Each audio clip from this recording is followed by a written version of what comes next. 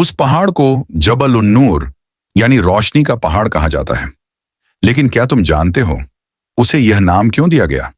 क्योंकि वहीं से वो नूरानी किताब कुरान शरीफ पहली बार अवतरित हुई थी, जिसने पूरी इंसानियत को अंधकार से निकालकर रोशनी की राह दिखाई।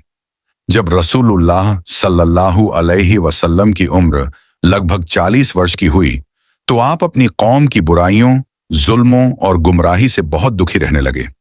आप लोगों से अलग होकर तन्हा अल्लाह की इबादत और गहरे चिंतन, तफक्कुर में मशगूल रहते थे। आप अक्सर जबल नूर पर स्थित हिरा की गुफा में जाकर इबादत किया करते थे। एक दिन जब आप गुफा में थे, अचानक एक फरिश्ता जिब्रील अलैहिस्सलाम आपके सामने आए और कहा, इकरा, पढ़ो।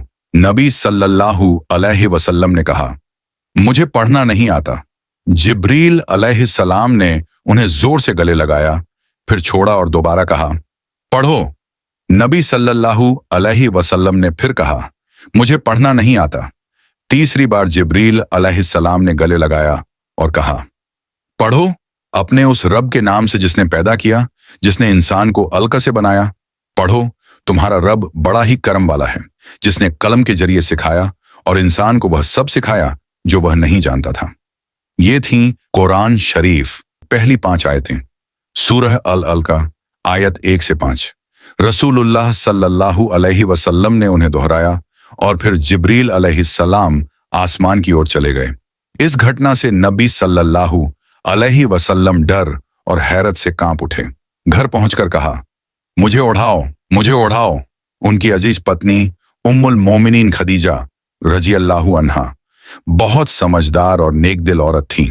उन्होंने उन्हें तसल्ली दी और कहा, आप तो अनाथों की मदद करते हैं, गरीबों का सहारा बनते हैं, रिश्तों को निभाते हैं। अल्लाह कभी भी ऐसे नेक इंसान को रुसवा नहीं करेगा।